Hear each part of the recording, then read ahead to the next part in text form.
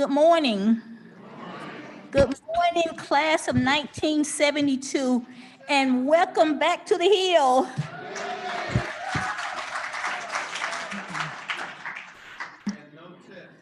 No test.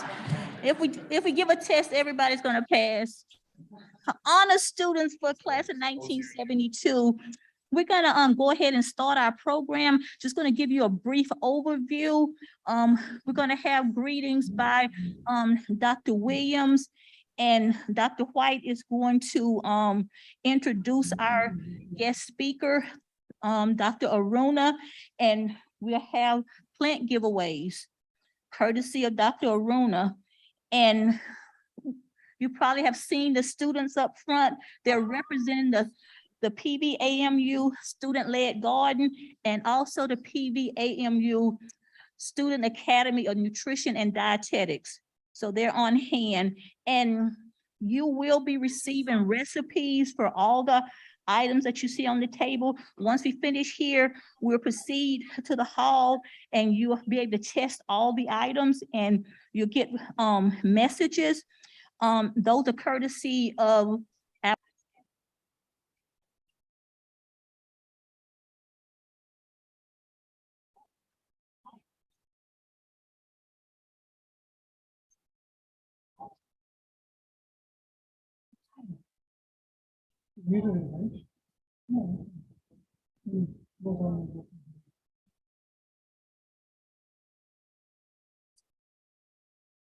SNAP Ed is nutrition insecurity. We want you to have enough food, but we also want you to have healthy food. And then you will have a walkthrough tasting, and then I want to recognize the people that's helping behind the scene. Chef Kelly Calloway is assisting, and she's also a student, and she's majoring in plant systems. And we had help on the farm, Mr. Brew, Mr. Willie, and they're responsible for harvesting all of these plants and getting them to me. And Dr. Ampium and Dr. Obing supplied me with some Malabar spinach, which you will be able to taste later on today. And again, welcome to the Hill, and thank you for giving me the opportunity to celebrate your golden anniversary today.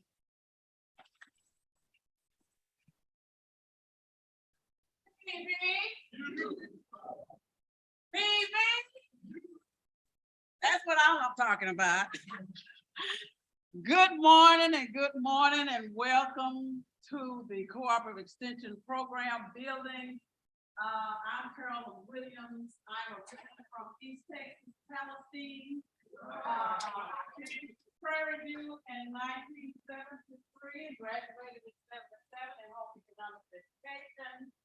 I have been working for the United States Department of Agriculture and Cooperative Extension ever since. So, we have the most amazing organization on this planet. This organization touches the lives of everybody. We're in 56 of the 254 counties here in Texas. We're in agriculture, natural resources, community and economic development, 4-H and youth development, and family and community health. Now, can't we reach everybody in those 4 areas? Those are the basic areas that we have extension educators in those counties that take information to the people to help them understand what's going on, make charges, start businesses, young people get scholarships to come to Prairie View, farmers learn how to get additional loans and grants to sustain their farming operations. So we are an amazing organization that we've been so pleased to share with you all today. I'm glad to be among my alum sisters and brothers. So I'm not going to take a lot of time. If you have questions more about extension, you can ask me during our little walkthrough. But we are proud to host you today. And this is the first time. This is the first we have ever done this. We have another amazing activity going on from the Cooperative Extension. We are the outreach arm of the university because the university is made of the land-grant university is composed of research, teaching, and outreach of service. We are the service and the outreach component. We have another activity going across campus called Shop. You're familiar with that from TV, where we give you food items and you have to come up with a recipe, and then we have judges to judge those, and then you receive an award.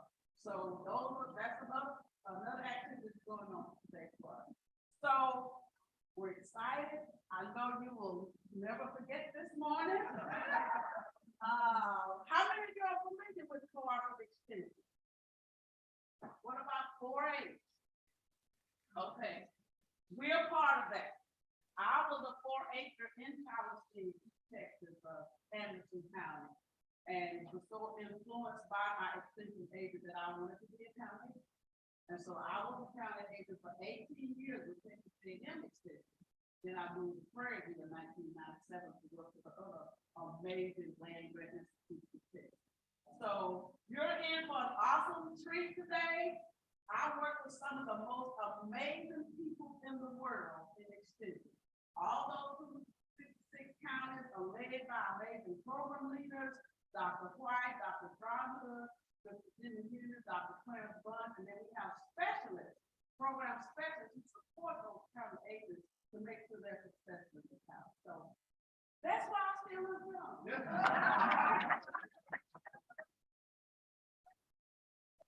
For the 6 years, yes. So when you do what you love, it's good for you. Are you saying we don't look young? Yeah.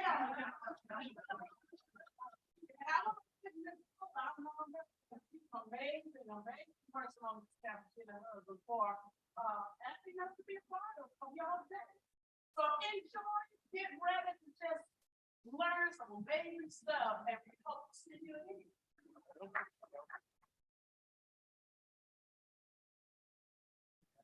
Okay.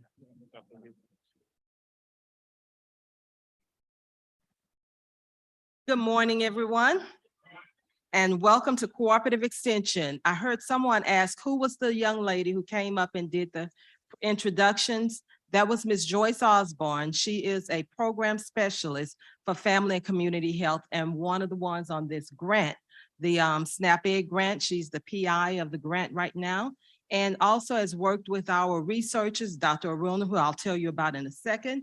Dr. Aruna, with our medicinal cookbook that we've done. And I don't know if I said it, but I'm Jacqueline White. I'm the program leader for family and community health here at the Cooperative Extension Program. And a couple of you all are here from CEP. Would you stand, Ms. Jemay? Jemay. Awesome. She is our program coordinator for the SNAP-Ed program here. So she's behind the scenes doing some of this amazing work that we're starting. So about Dr. Aruna, I am going to tell you something, but some of the things that he has here in his resume, I'm going to read it. I'm going to let you all know I'm not going to read all of the different parts because some of those names I will skip over. I'm not a plant scientist, okay? But Dr. Aruna received a bachelor's degree in biology from the University of Sri Lanka and a doctorate degree in plant systematics from the University of Hong Kong under the supervision of Professor Richard M.K. Saunders. He also received postgraduate training in collection-based plant systematic research, airborne management, germplasm conservation, and botanic garden management from the Royal Botanic Gardens in New England. Is that New England? Kew, England? Okay.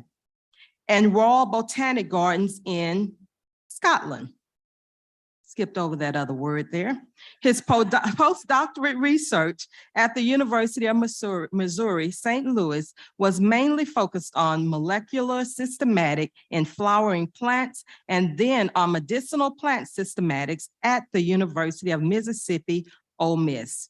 Later, he was appointed as a senior research scientist in National Center for Natural Products Research, where he developed the U.S. largest living medicinal plant collection at the Maynard Medicinal Plant Garden. Dr. Aruna has been involved in numerous taxonomic revisions in the Asian region, exclusively in Sri Lanka. Thailand, Malaysia, Indonesia, Philippines, China, Cambodia, Vietnam, and Laos, discovering many new plant species to the science. His contribution to the plant discoveries in Thailand was much admired by their government and honored him with a postage stamp. I need to see that, Dr. Arena. Subsequently, British Museum also named a new species appreciating his contribution towards plant science research in the Asian region. He is an elected fellow of the esteemed Linnean Society of London, the world's oldest biological society, and embrace biological diversity, ecology, and evolution. Dr. Aruna also leads one of the dynamic industrial hemp. Y'all know what hemp is, right? Okay. Research, I knew how to pronounce that one. Research program in the state of Texas at the Cooperative Agricultural Research Center, College of Agriculture and Human Sciences. Before Dr. Aruna comes, I want to give you all a little testimony of someone who worked here with us a while ago. They came to me and started saying they had was diagnosed with diabetes, pre-diabetes, had an A1C of 8. That individual came back because we had been working with Dr. Arena on some bitter melon, which you all will get to sample. The young man came back to me and he started making juices and drinking it every morning before he did anything else. Before long, he also did some other things Dr. Aruna shared with him, but before long, his A1C went from an 8 to a 4. So some of these plants are real and they do work. Dr. Aruna, come on.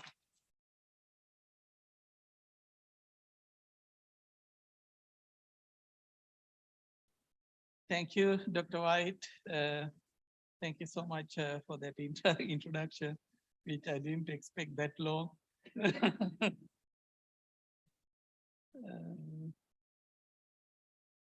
I need help here to change.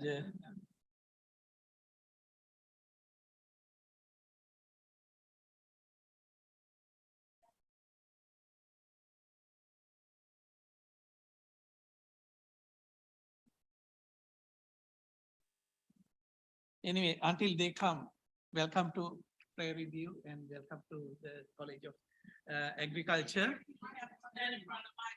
Yes, yeah. Yeah, so I'm professor and research leader in plant sciences in the college. And I teach, and at the same time I do research. And I was hired here to develop medicinal plant research in this college, and we are progressing a lot. And we started developing the living medicinal plant collection in the college while we are doing the research and teaching. So I have a very, very short time, but I'm going a little faster to give you the information which I received through our research, and some of them are clinically proven and some of them are still working on. So as you know,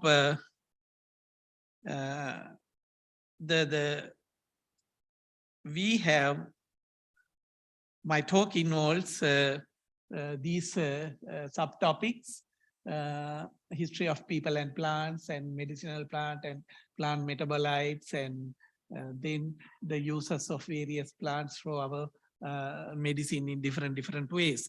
And as you know, when we look at the history, we have the people and plants are well connected through our evolution system. So before we get into the real agriculture, people were, using the forest to get their food and medicine and shelter from the nature, right?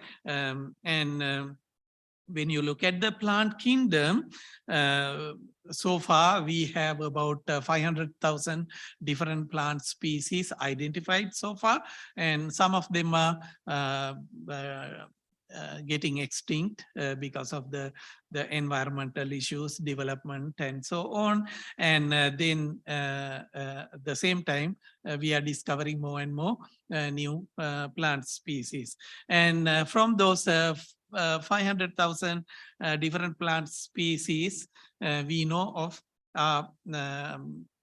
70,000 plant species thought to be medicinal. They are carrying a lot of medicinal properties, which helps to human and other animals health. And when we look at the developing countries, still 80% of the people are relying on the plant-based or the traditional medicine system for healthcare needs. And even in the developed countries, they embrace the plant-based medicine because they think when it is coming from nature, they are safe and they don't have much side effects and so on. So the industry also developed around the plant-based healthcare products, and it is, growing more and more every year. After the COVID, actually, it went up to doubled the production in the plant-based medicine. So when we look at the most the common the commercial drugs we are using today, paying high prices, and they are coming either from plants or derived from plants. For example, the Taxol anti-cancer drug coming from the plant called Taxus brevifolia in the Indian region, and breast cancer drug camptothecin coming from Chinese plant called Campotheca acuminata, and vincristine and vinblastine leukemic drug for the childhood leukemia coming from the periwinkle plant you grow in the summertime in your front yard, right? So there are so many to name like that. Now, when it comes to the plants, the interesting thing in the plant is the plant metabolites. Now, plants make two kind of metabolites: primary metabolites, which help the plant to grow, and they are mostly the carbohydrate, protein, lipids, and various enzymes and hormones in it. But there are some important molecules. They are called secondary metabolites. Those are the things which are very, very important for our the human health, right? So that contains the groups like sterols, essential oils, phenolics, alkaloids, and various pigments. That is why when you add more plant-based the diet, you will get more secondary metabolites that will help to keep your health in the best. And also they simply say when you have colorful plate, colorful dish, right, you will get more the secondary metabolites. So we are talking about the smells, tastes, and the colors. Those are giving a lot of secondary metabolites needed to keep our body away from the diseases, right? So in Prairie View, the plant science researchers, we have a lot of scientists working on various aspects of the plant science research, and we are exploring the plant species you haven't seen in this area before, but they can be grown in Texas climatic conditions, subtropical conditions, and eventually can add into your dinner plate and make your diet very healthy. So today, some of the samples you taste We don't have taste today, but we have taste today, right? You can see how flavorful those are, and some of them you can grow in your backyards and add into your plates. In fact, we have seed packets ready for you to take and try them. And if you, while you are growing, if you have any problem, you can reach us, any scientist here, extension agents. Through extension agents, we can help you to address the issues you have when you grow them, right? So I'm going to go through some of the interesting plant species, and you will see some of them in the displays there, and you will taste some of them. And I'm going to go through some of them. Have you seen this before? Right? This is called snake gourd and cucumber family plant. It grows very well in Texas climate, and the botanically known as Trichothanthis cucumerina. And in the world, when you look at the Asian, African regions, people eat various species of this particular group, and the Trichothanthis cucumerina grows in Texas very well and very productive. And if you see them in the specialty stores, they are very expensive because they know the health benefits of it. It has very good anti-cancer compound. It's like a snake, but that is why it called snake gourd. And you can it is cylindrical and hollow. You can stuff with various fillings, ground meat, potatoes, any other veggies, and grill them and add into your salad and or the dinner plate, and it is very flavorful. And I have tried this and I liked it. And the bitter melon, this is the one Dr. White mentioned you. This can be grown very well in Texas climate, and it has one of the best anti-diabetic compounds, and the juice and the slices deep fried in various ways. You can dry it and use it in the tea also. So these can be grown, and it has anti-diabetic activity. And also if you eat seeds, seed has anti-cancer compounds. Right, this is a new addition we got. This is coming from Vietnam. It's a big fruit, again belongs to the cucumber family. They call it gac. In the Vietnam, you know, Vietnamese, they eat rice for all 3 meals. So their breakfast rice, they have a tradition to use the pulp of this fruit and make, you know, reddish rice for the breakfast. That gives a lot of antioxidants for the meal, and it has a lot of anti-cancer compound, and also it improves the sperm production in the body. Yeah, this one is, again, you see, it is the smaller version of the previous one, and it is called Cantola, coming from the India, Burma, China. And I actually tried this. I liked it. And there are a lot of recipes available in YouTube. You can try them because we don't know how to fix them into the system, food system here. So you need to explore, and then you can try the twist it, mixing with other the ingredients to make it tasty for your the plate. And they look weird sometimes, you know, when you look at it, it is very spiky and you don't feel eating. But when you cook it, it is very soft and very flavorful. And this is very expensive in Indian shops. I have looked, the frozen bag goes about $10, the small bag, right? So it has, again, anti-cancer compound and neuro protective, because you know, when you get older, the people develop Alzheimer's and dementia and all these things. And so that is because with the age, we lose the myelin sheath of our neurons.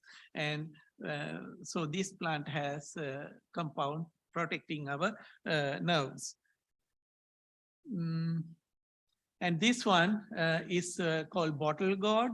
And the only shop I have seen this in Texas is Kroger, time to time sell it. They called it Chinese squash. And you can cook it like any other squash. But the good thing is, if you juice it and drink it in the morning, you won't feel hungry for the rest of the day. So that helps you to lose the weight, right? And also it takes it cleans your liver and takes out all the toxic compounds developed in your stored in your the liver. And this is loofah. You know, loofah, we used to get the sponges, right? But the tender loofah we can use as a vegetable, and loofah has a lot of good secondary metabolites help to prevent various diseases. And when you eat young, that means you eat the immature seeds and the outer coat and everything. So those different parts have different chemistry, and it helps in various ways. These are the list of the properties you can see. It is a hepatoprotective, anti-diabetic, anti-lipidemic, antioxidant, anti-cancer, anti-inflammatory, antibacterial, immunomodulatory, central nervous system depressant activity, and anti-ulcer. Now you see how much beneficial these plants. And this is actually sold in time to time in Fiesta, and again, very expensive, but you can grow it in your backyard. Right? Cucumis melo. This is a kind of melon you cook and eat. It is coming from India, so it is called Indian melon. And today you will taste some of the preparation of this melon. And it also inhibits the fat deposition in your body and prevent the urinary tract infections. And it is diuretic also. Yams. Right? These are not sweet potato. The yams are unique, and originally they are coming from African countries.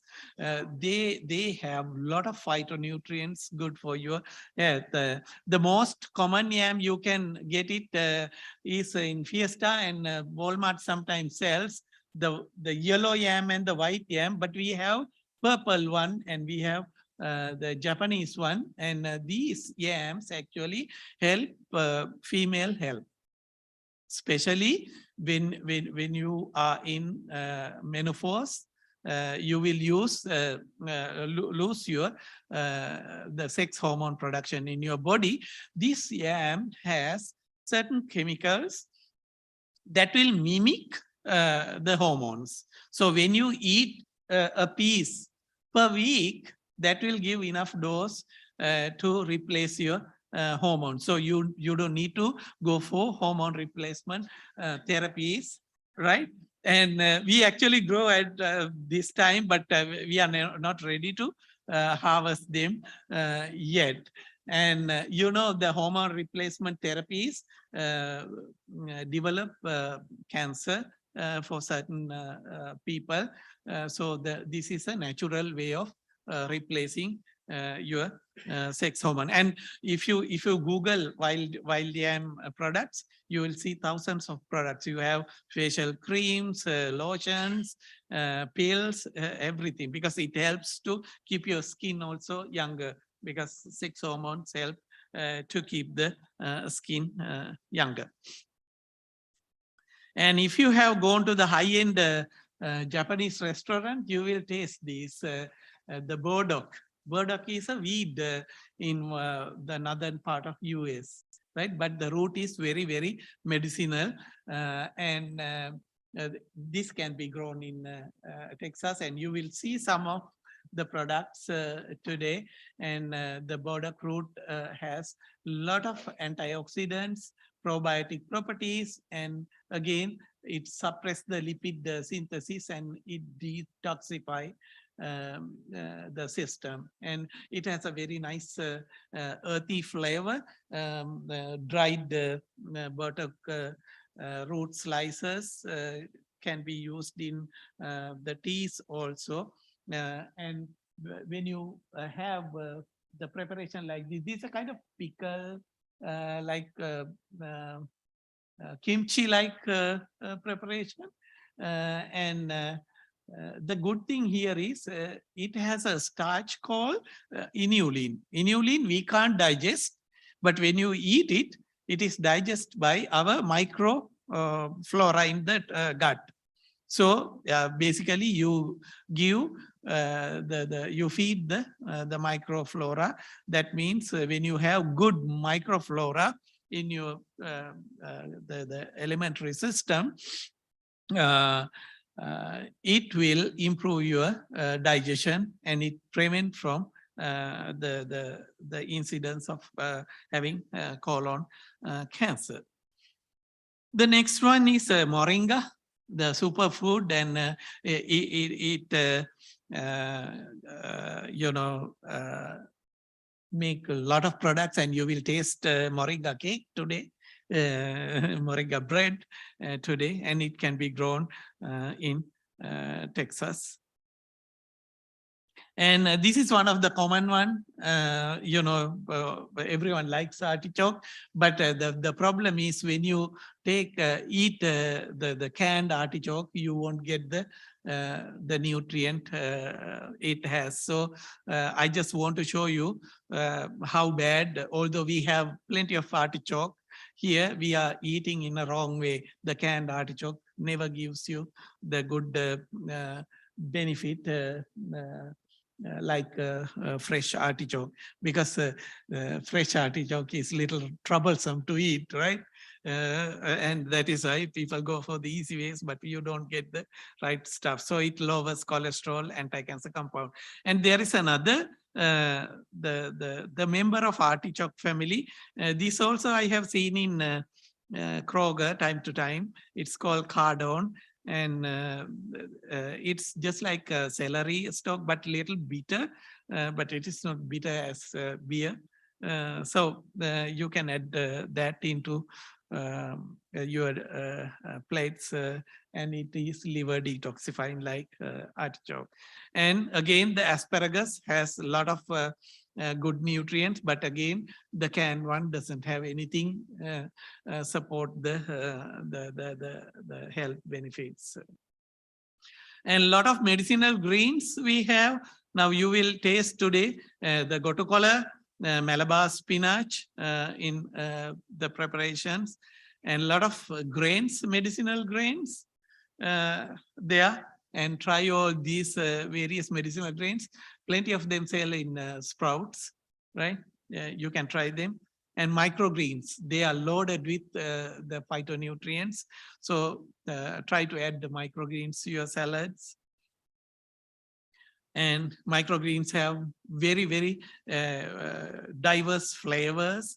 So I just want to tell you that we have added cannabis microgreens also into the system now. So that gives much flavor.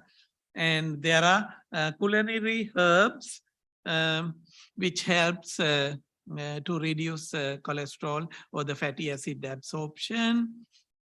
And culinary herbs like shisho helps prevent diseases. And like pandan leaves, you may have seen in the Vietnamese and Thai shops. And lemongrass, you will taste today, lemongrass tea, right? Kaffir lime, having again the neurostimulator and reduce the hypertension. Galangal, if you go to Thai restaurants, this is one of the ingredients they use. in almost every preparation that gives the peculiar Thai taste. And Garcinia, Cambodia, and a lot of products are selling now. It has a weight loss effect. Curry leaves, right? Maria Kaningi use as the flavoring agent, but it lowers the cholesterol, anti-tumor, anti-diabetic compounds, and various spices. Now, yes, I'm going to stop soon. There are a lot of the spices, natural spices. Now, what happened in American culture is we have gone for the artificial flavors, and those have some adverse effects. So encourage to use the natural spices. And there are a lot of fruits, super fruits. Goji berry we grow. Dr. Ampim and Dr. Oben is here. They are working on super fruits. And a lot of other medicinal fruits, persimmon, mammal sapate, mangosteen, and get rid of the sodas. We can have medicinal beverages, right? Gymnema tea and all that. Right, various medicinal beverages are there. Now you see a lot of plant-based milk is coming to the market. You will see separate aisle for plant-based milk because they recently found that 2 sugars in cow milk help developing cancer cells. So they are now moving towards the plant-based milk. And finally, industrial hemp. Hemp has a lot of benefits. I'm not talking about the narcotic marijuana type one, but industrial hemp. Hemp has a lot of medicinal properties. You will see a lot of products coming, and we are doing a lot of research on hemp product development and identifying the best hemp strain for the Texas. Sorry, I took a few more minutes. Thank you. I'm here to answer any questions. And yeah, if you have any question, you can reach us, right? Yeah.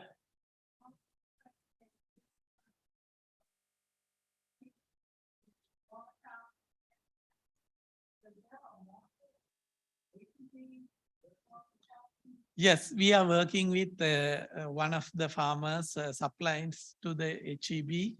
And yes, and we have a plan to introduce a separate aisle in the HEB with our cookbooks, recipes, displays and everything. Yes, it is in the process. Yes, that is what we are planning. So in that way, we can help farmers also in various counties to produce them more and eventually included them into the food. Yeah, you can get seed from us, and today also you can get some seeds. Yeah, we are ready to share them. Thank you all. Dr. Aruna is always a big hit, because this is stuff we don't normally know. I need a Prairie View student from the garden. We have a few gifts to give away. We need to move because we're about to run out of time.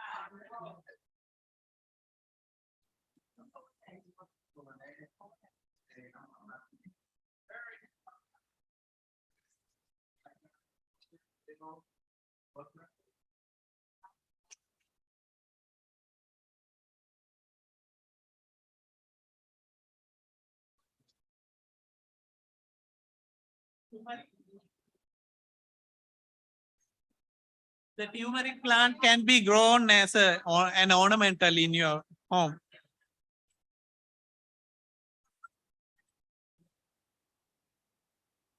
Hey. Patricia Douglas. Yeah, Miss Patricia, it's your plan. This looks like a Miss Irene Saunders. I said that right? Yeah. I saw her wave her hand. She was twisted. Okay, you got it? Yeah. You got it. Dan Becker, you got a plant. You got a plant.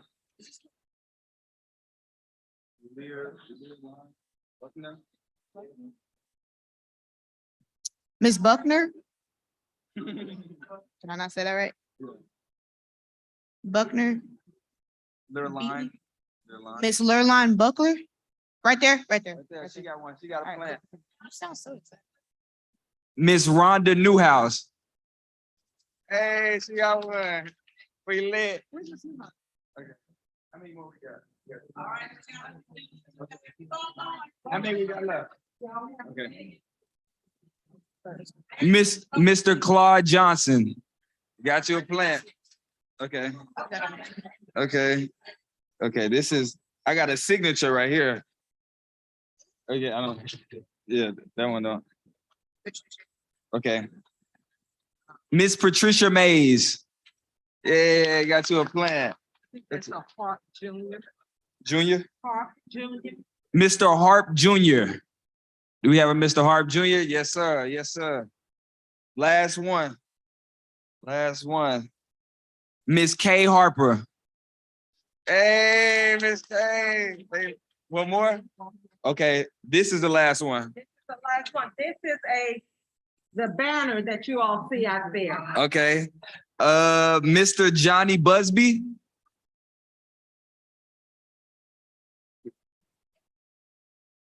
Another name, I got you. Okay. Miss Catherine Lynn.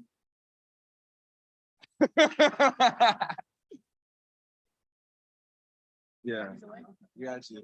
No problem. Okay, so next, Miss Jamae for the recipes.